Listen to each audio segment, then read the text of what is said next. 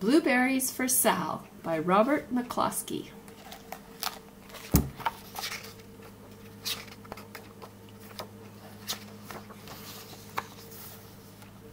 One day, little Sal went with her mother to Blueberry Hill to pick blueberries. Little Sal brought along her small tin pail, and her mother brought her large tin pail to put berries in. "We will take our berries home and can them," said her mother. "Then we will have food for the winter." Little Sal picked 3 berries and dropped them in her little tin pail. Ka-plunk, ka-plank, ka-plunk. She picked 3 more berries and ate them. Then she picked more berries and dropped 1 in the pail. Ka-plunk. And the rest she ate.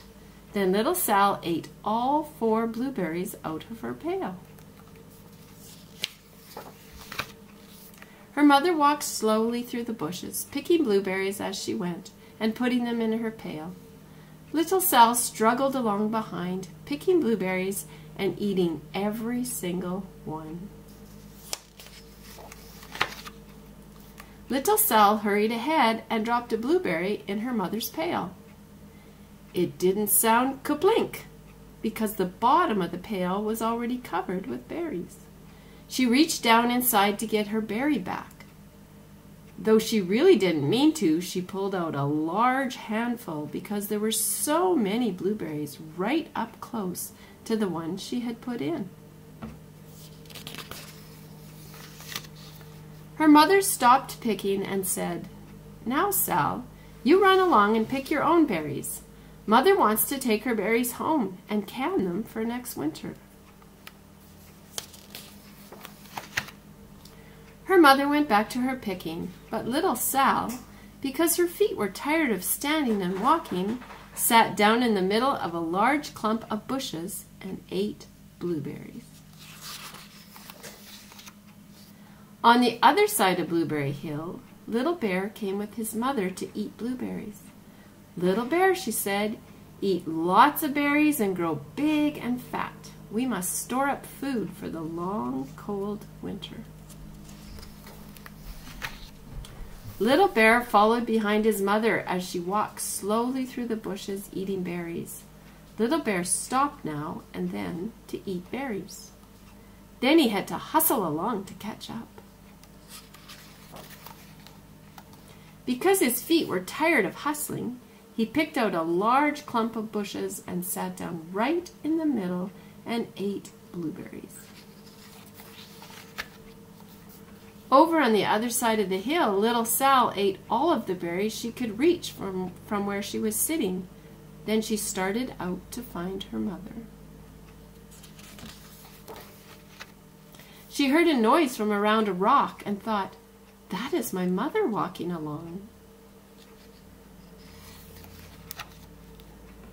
But it was a mother crow and her children, and they stopped eating berries and flew away, saying, "Caw, caw, caw." Then she heard another noise in the bushes and thought, "That is surely my mother, and I will go that way." But it was Little Bear's mother instead. She was tramping along, eating berries, and thinking about storing up food for the winter. Little Sal tramped right along behind. By this time, Little Bear had eaten all the berries he could reach without moving from his clump of bushes. Then he hustled off to catch up with his mother. He hunted and hunted, but his mother was nowhere to be seen. He heard a noise from over a stump and thought, "That is my mother walking along." But it was a mother partridge and her children.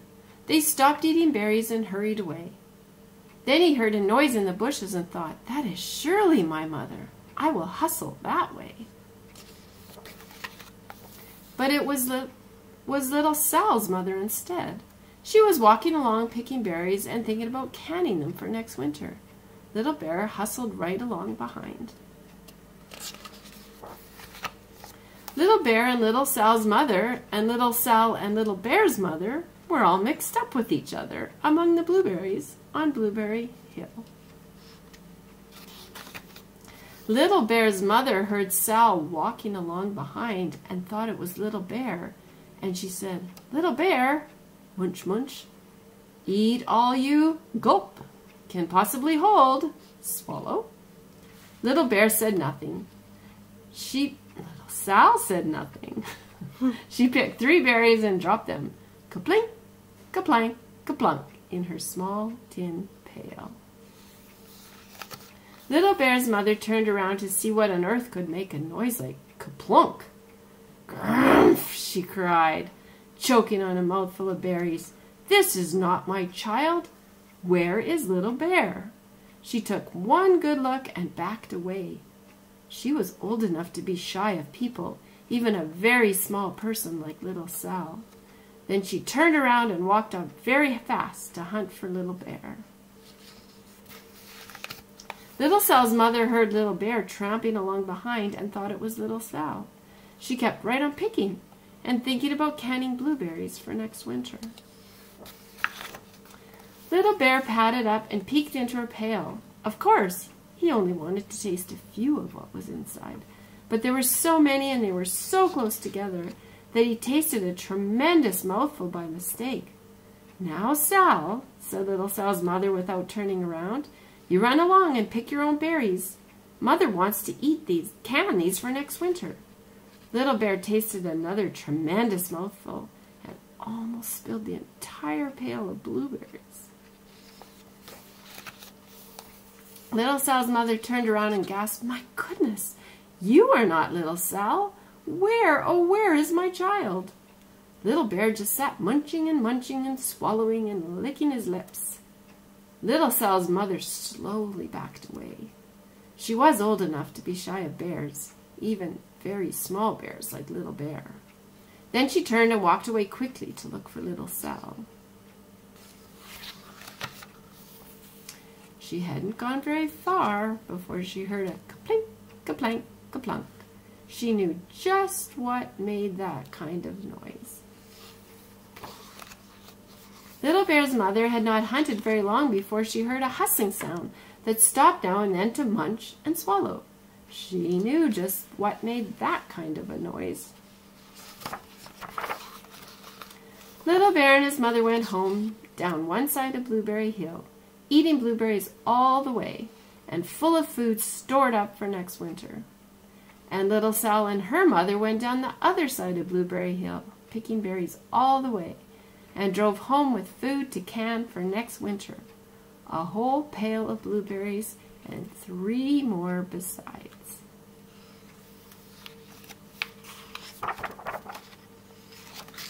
The end. Be sure to scroll down for questions about the story.